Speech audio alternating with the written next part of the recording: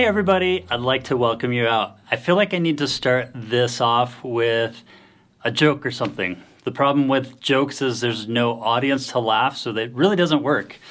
I'm going to do it anyway. What do you get when you cross a dyslexic, an insomniac, and an agnostic? Someone who lies awake all night wondering if there's a dog. So, I know hundreds of teachers who are scrambling to survive the pandemic of COVID-19. I was fortunate to begin teaching online lessons many years ago. I want you to know that something good can come out of this difficult process, and we can all learn valuable skills that make us better teachers. I love seeing teachers' expressions when I tell them online lessons are more effective than in-person lessons. They get this crazy look on their eye and think that I'm insane. And I totally understand that because I have been there. But the fact is you can actually teach more effectively online than you can in person. And it is easier than you think when you approach it like this. When I first started teaching online 5 years ago, I was trying to teach online the same way I taught in person. I hated it. It was because I felt like I was teaching with one hand tied behind my back, so to speak. I couldn't write on the students' music. I couldn't scoot them over and play duets with them. And 100 other tricks that I'd developed over the years. I couldn't do any of those, and I really missed them. It was really hard for me to see the value of an online lesson compared to an in-person lesson until I fractured my belief in what a piano lesson was. I started thinking way outside the box, and then something changed for me. I found ways to make lessons more fun, more engaging, but the best thing that I found was ways to drastically increase the rate of learning with my students. Pieces that previously took 6 weeks to learn were being learned in 1 week. Students were engaged, excited, and parents were totally sold on the value of the online lesson. Now, it's a competitive world, and we need to prepare our students for the future by teaching them to use the tools they need, not only to survive, but to thrive. It's a common joke to say that if you need help with technology, well, go get a kid to help you. We can't do that anymore. We have to change our habits and teach ourselves. Your students need you to know technology, and they need you to guide them.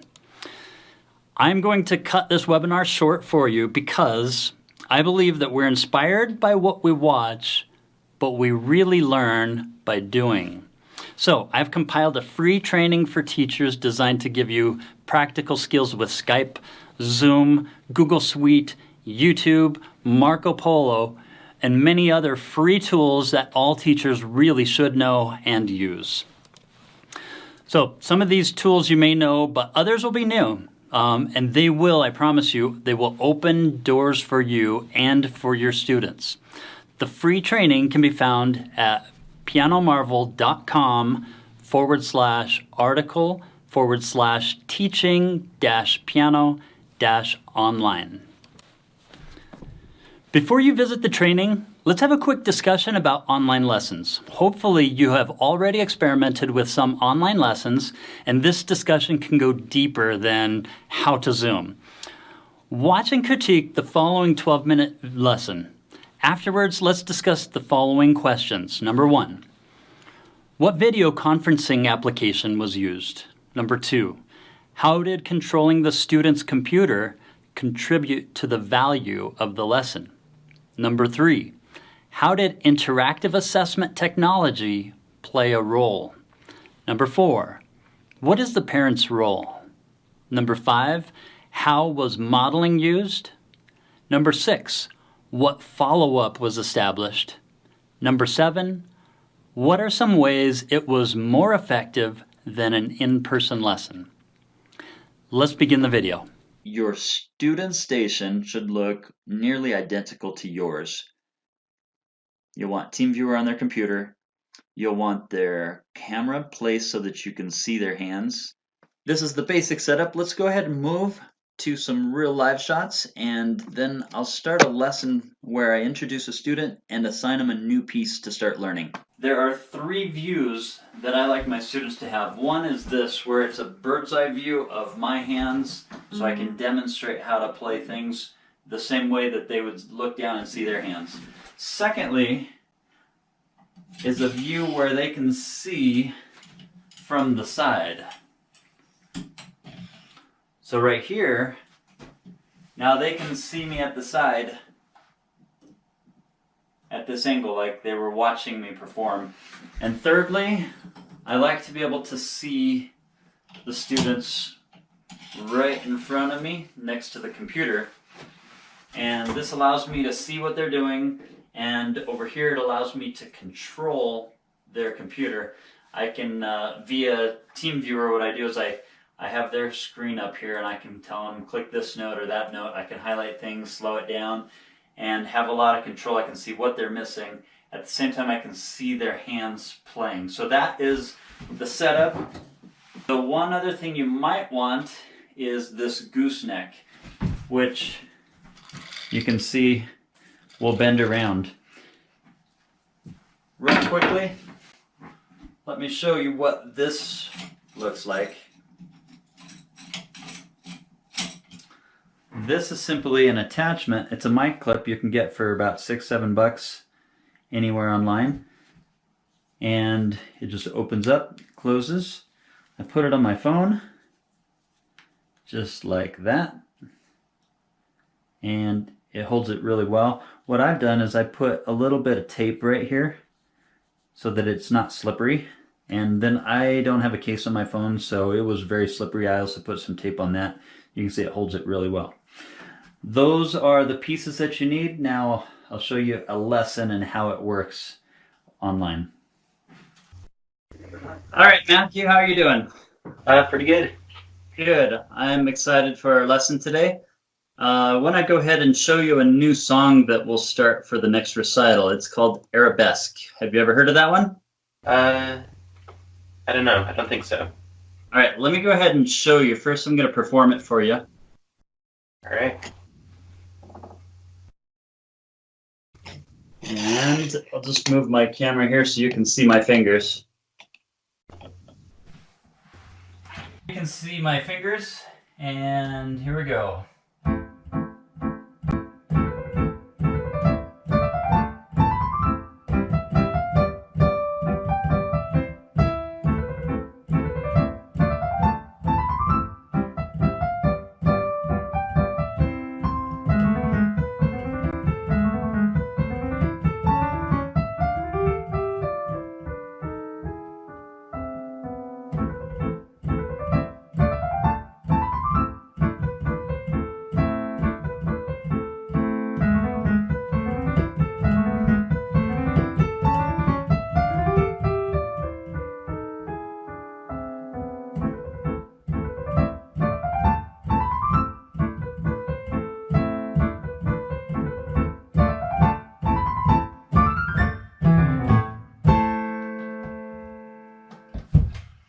All right, what do you think of that one?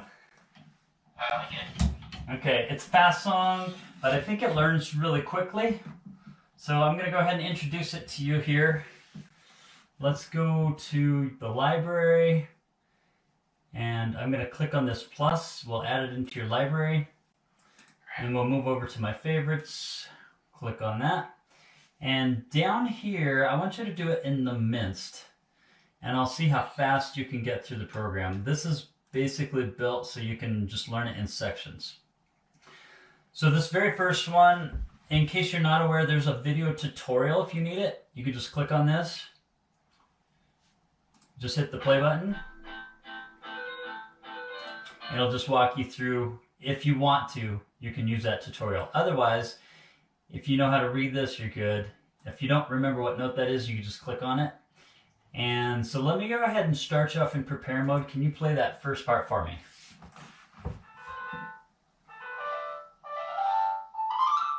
All right, super easy for you. I'm going to click assess now. Sit in time.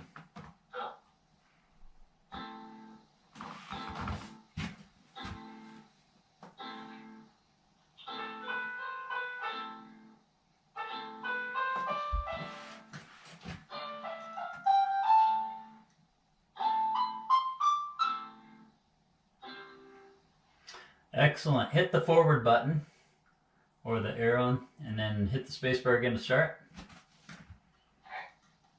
Set, go.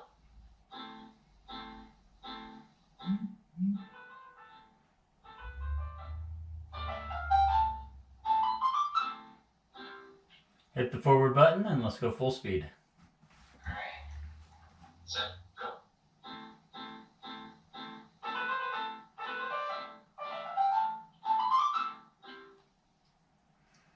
Excellent. Okay, forward button. We're going to the left hand. Hit the prepare mode and let me just watch your fingering as you play this.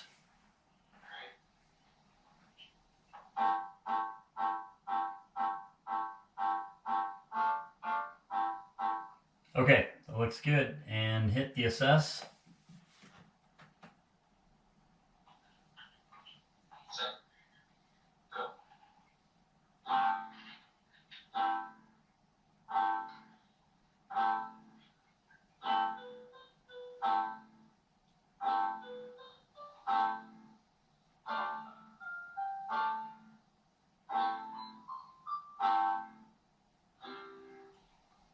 Okay, that's pretty good. We just had an F chord when you first started.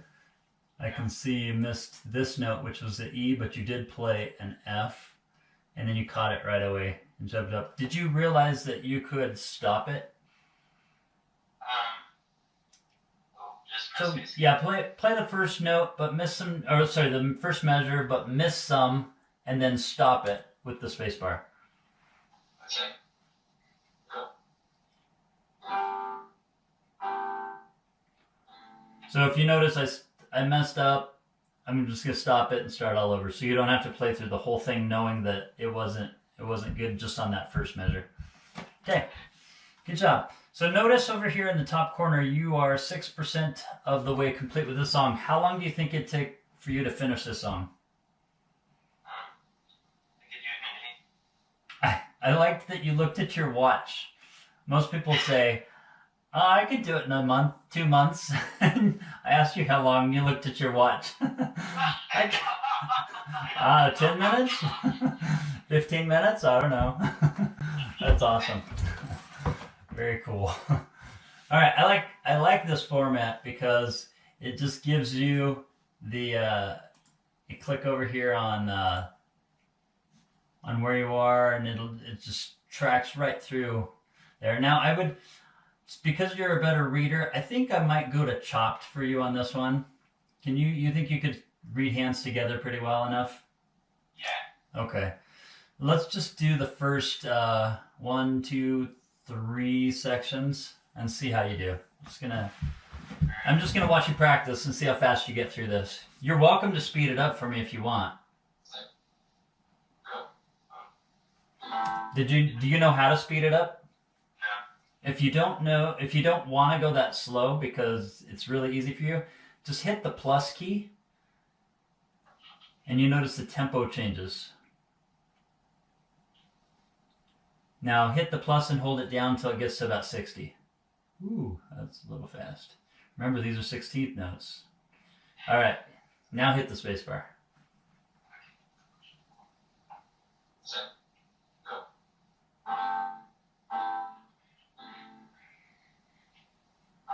Set, go.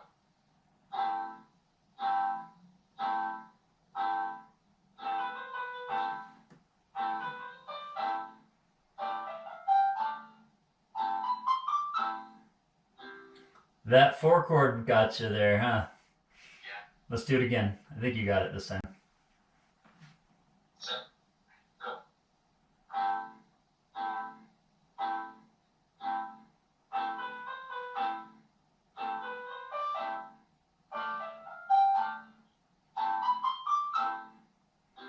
Nailed it. Next. This time let's go 70. Hit the plus key and get it up to about 70.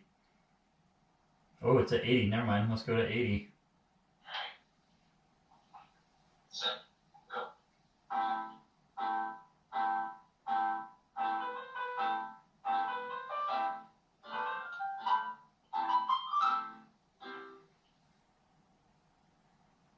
Set, go.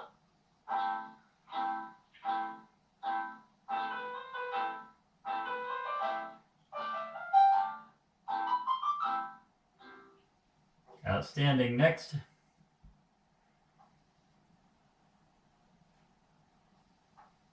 Set, go.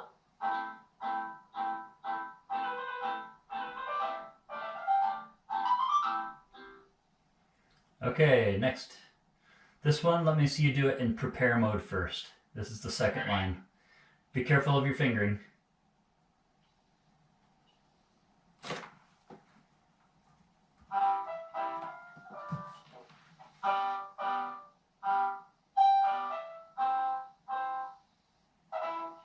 Do it again. Same thing.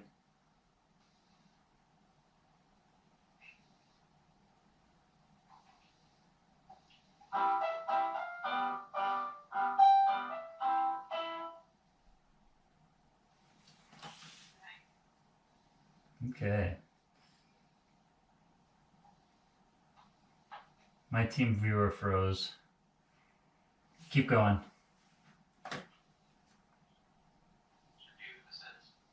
Yeah, I want you to just keep going. Set, go.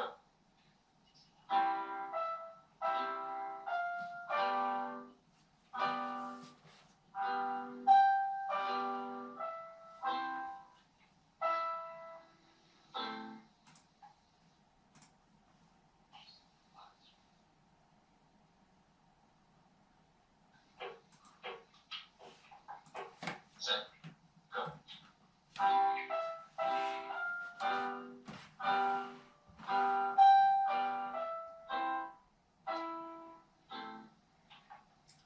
Next. Set, go.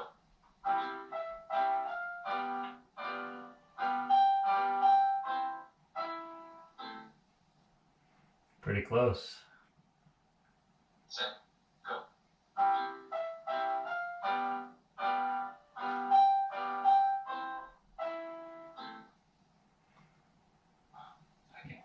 One more note. Set, go.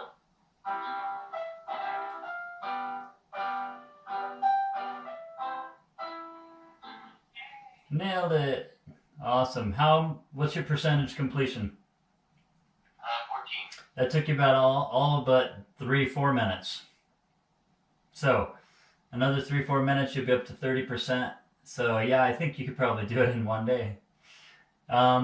That will be your assignment for this week. I want you to go ahead and get as far as you can through your stars. And then I'd like you to either Marco Polo me or text me this percentage. I like Marco Polo a lot. Have you ever used Marco Polo?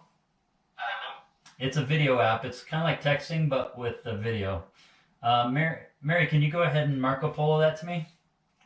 Yep. To show you. This is up right here. Okay. And you just want us to take a picture of it? Yeah, just take a quick video and say, hey, he's at 14%. Okay.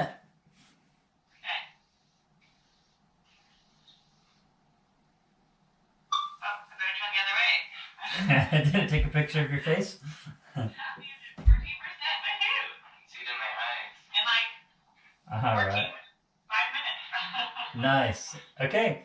Very good. I will see you next week, and good luck with your practicing this week. Nice, thank you. Okay, see you later. So after watching that video, let's talk a little bit about what you saw. The question, first of all, was what video conferencing application was used? Well, in this particular lesson, it was Skype. The video you saw on the screen was actually not Skype. The Skype one was the one from the side. We were using Skype on a separate phone, but the one on the screen was TeamViewer. I was actually controlling their screen through TeamViewer. I personally prefer controlling their screen now through Zoom because I can connect the Zoom take over on the computer right in front of them, and I can have another phone where I just run it through like a webcam, and you can put it over your fingers or you can put it on the side, and you can just toggle through the different videos that you want with Zoom. Another cool thing you can do with Zoom is you can have a separate phone that you put anywhere you want and call into the call, so you have multiple angles and they're really easy to work with. So I would get rid of TeamViewer now, and I would just use Zoom for that application. Let's go to the second question. How did controlling the student's computer contribute to the value of the lesson? If you ask me, that is maybe one of the biggest things you can do, is take control over your student's computer. You can click on notes, you can highlight notes, you can start playing, you can stop playing. What did we use for the application here? We used Piano Marvel.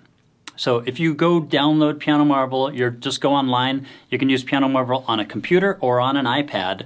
Piano Marvel is being made for iPhone and then Chromebook. Those are not ready yet, but they're coming. You'll want to probably use it with your students on a computer. Why? Because you can control their screen. You can't do that on an iPad. So if you have them put their computer up and you can take control over that, it makes your lesson so much more powerful. We can talk a little bit about that later. How did interactive assessment technology play a role? Well, this is the beauty of interactive assessment technology, is I can show the students how to practice and it takes over the rest, so I can just step back and watch them. I don't have to be the bad guy telling them, hey, you missed this note, you missed that note. It's obvious because it just does it for you. Then I can become the teacher in this role to say, oh, let me show you how to improve that. You saw that red mark, that's because you played an F, it should be an F sharp or whatever. So it just changes the role of the teacher from being the one who's telling you what's wrong to the computer telling you what's wrong, and then the teacher can help you do what's right. Makes it a much more, I'd say, amiable relationship. You notice the parent was in this. What is the parent's role in the lesson? If at all possible, please have your parents attend the lesson. Why? Well, number one, you want them to see what you're doing so that they can support you in that role. Number two, you want to have them help with the accountability, so when you follow up with them. So let's go on to the next one. Was modeling used, and how was it? You noticed I said, have you ever heard this song? And I had them watch me perform. I will say this is an interesting one. I usually pick 3 songs and I say, which one do you like? And if I've practiced one song and the other 2 are just not under my fingers or I don't play them well, they almost always pick the one that I played well. So when you're modeling for your students, you should really perform well for them because they need to see like a final product, what this should sound like.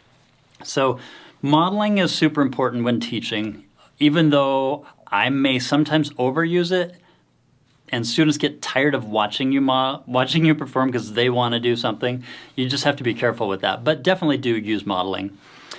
Now, what follow-up was established? This is super important. You noticed that I wanted them to send me, I don't remember if it was a Marco Polo, or I think it was Marco Polo. I asked to send me a Marco Polo, or you can even have them just do a text. Whatever you use for follow-up, make sure you do some sort of follow-up. Last question, what are some ways it was more effective than an in-person lesson? Well, the biggest advantage I can see here is that you have the ability to set up their practice environment. When you're in your lesson, you notice they're practicing really well for you, but then when they go home, you don't really know how they're practicing, if they're using a really bad piano or if it's a noisy room or whatever. But if you're in an online lesson, you actually get to set up that environment and make sure that it's productive practice time. Also, they can get right to practicing right after the lesson. So when you're in a lesson in person, they drive over to your studio and then they leave and go home. Well, by the time they get home, it's probably dinner time and they've missed the rest of that time to practice. So you save time and they have more time to practice. Now, remember, I made the mistake of trying to teach lessons online like I taught them in person.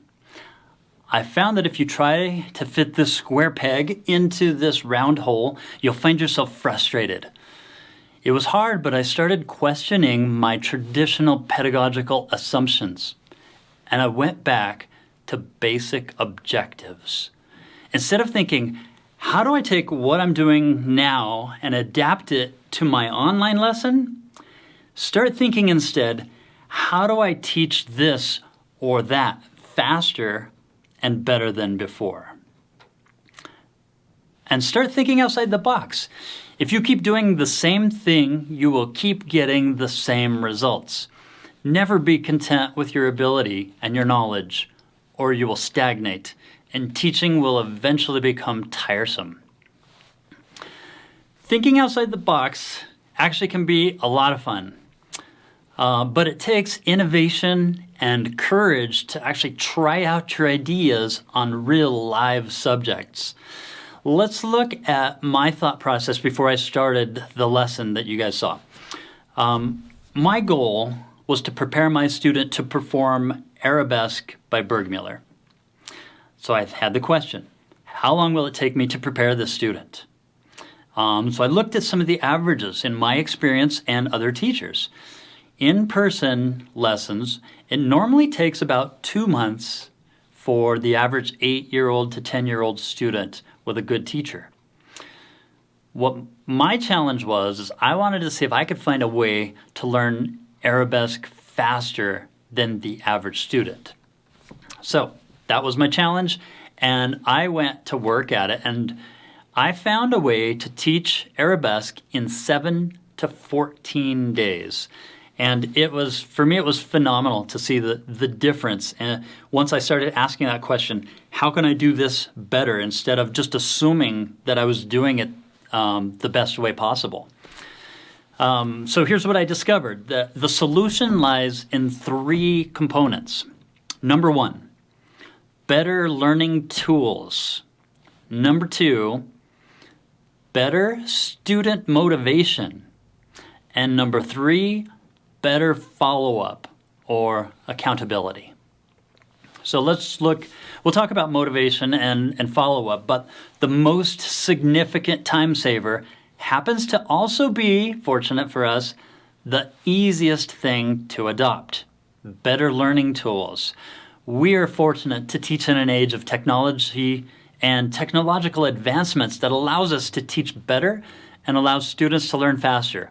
One of the most significant developments in piano pedagogy is interactive assessment technology.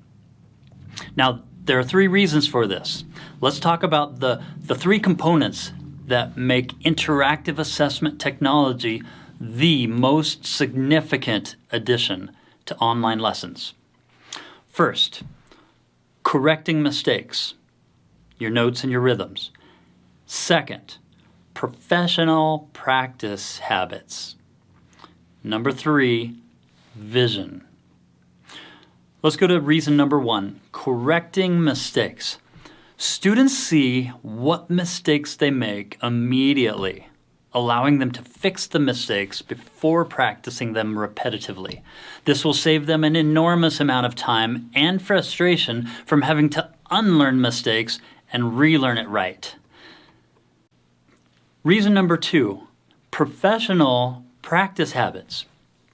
We by nature, we are lazy learners. Have you ever noticed students don't like to practice slow or systematically even though you tell them to? In fact, it normally takes college students 2 to 4 years to learn how to practice professionally.